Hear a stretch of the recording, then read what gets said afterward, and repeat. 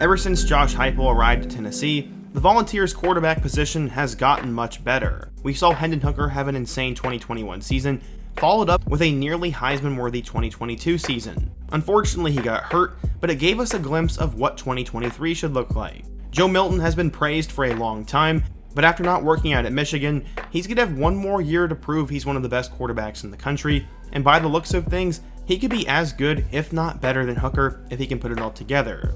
Long story short, Tennessee's in a good position when it comes to quarterbacks, but their best quarterback play is still yet to come. This is where we talk about their incoming freshman, Nico Iamaleava. He's currently a 5-star recruit and arguably one of the biggest signings in school history, and was so good that he forced Taven Jackson out the door. In today's video, I'm going to introduce you to who this 5-star phenom is, go through his insane rise to this point, and his immense potential for Tennessee. But before we get started, be sure to leave a like if you want to support today's video, subscribe if you're new and love college football content, and let me know what player, team, topic, or recruit I can cover in my next video. Now, let's get started and talk about the rise of Nico Iamaleava. So before Nico was famously throwing a football in Tennessee Vol pajama pants, he first grew up in Long Beach, California. He grew up in a Samoan household with very strict, no-nonsense values which were imposed by his father. His dad was an assistant coach, and he wanted his family to have strength. He said, quote, "We're warriors. That's where the toughness is from, and it showed." The family had a ton of athletes, as his older brother Matt played volleyball for Long Beach State, and his sister played for Cypress College. His younger brother Madden is also a 2025 QB who is currently blowing up into one of the top quarterbacks in his class. The best of them, though, is Nico.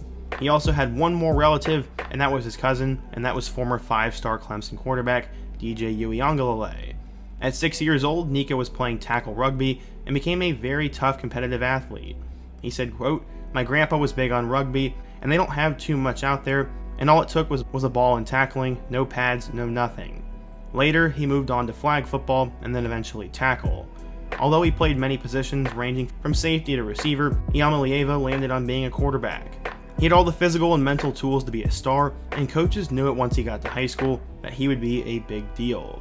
But he'd have to be a trailblazer for his culture. There aren't many Samoan quarterbacks in either college or the NFL, and Nico said, quote, "What Samoan quarterbacks do you see out there? It's only Tua Tagovailoa and maybe a few others." At 15 years old, Nico had an unbelievable arm, and that came from another sport, volleyball.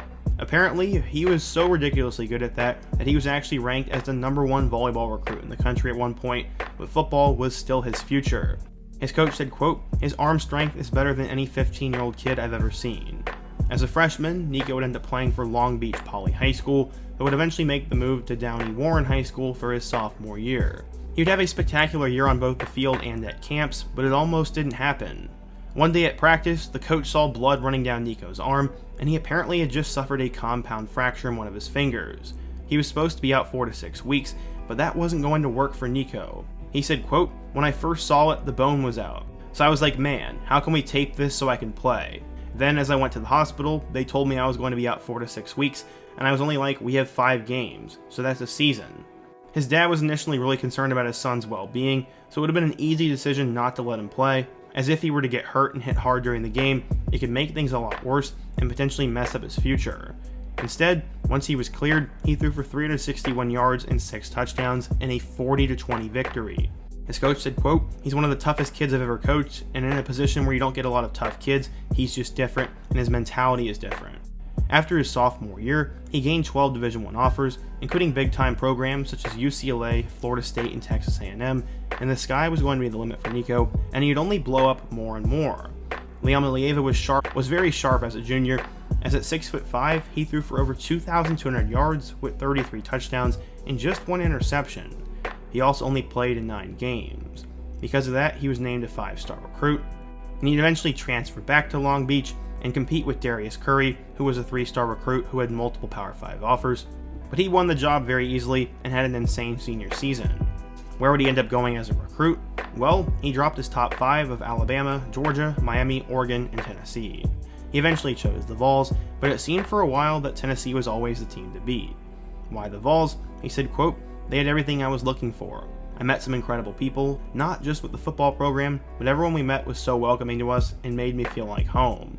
it looks like a really fun offense to play in. I'll be back there for the spring game and looking forward to that, and I've studied what they do, and I feel I'll be able to fit really well.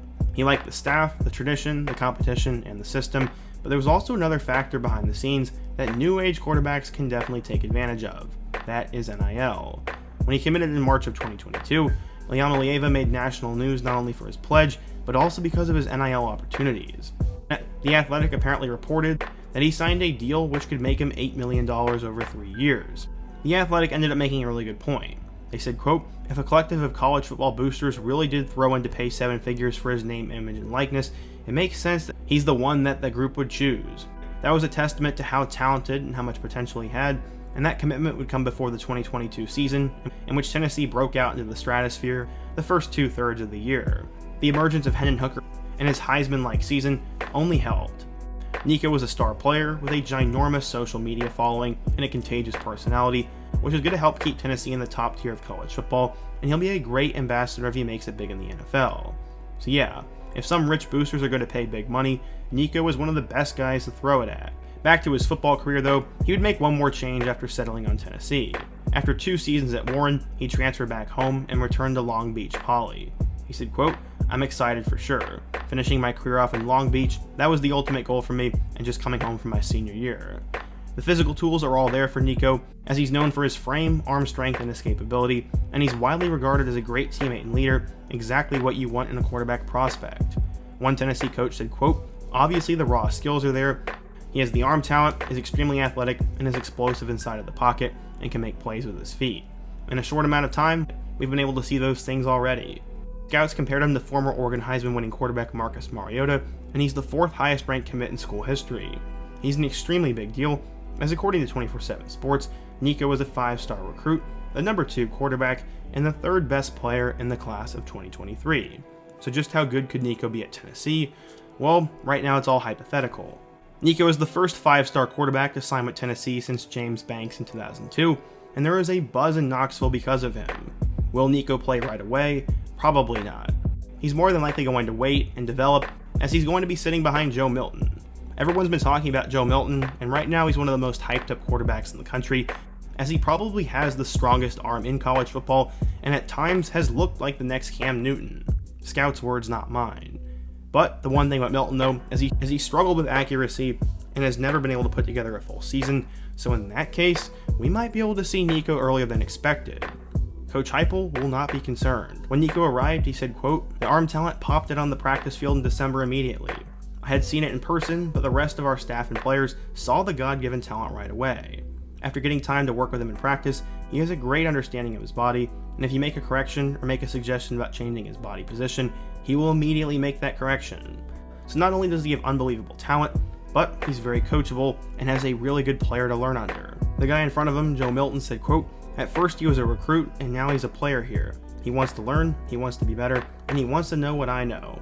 He's a great kid, he's willing to learn, willing to ask questions, and not scared to ask questions." So overall, it seems like Nico is the total package. That's why NIL boosters decided to pay him $9 million. And while that is somewhat of a rumor, I would not be surprised if that's 100% true, and if it'll end up being 100% worth it. Tennessee football has seen its rise over the last 2 years, and they're one of the biggest brands in college football, and Nico has the opportunity to be the next great Vols quarterback and continue their big-time breakout. But what do you guys think? What do you think of this year's quarterback situation or Nico, and what freshman should I take a look at next? Be sure to let me know down below, leave a like if you want to support today's video, subscribe if you're new, and check out all my other videos on the end screen. I hope to see you guys again soon, but until next time, peace.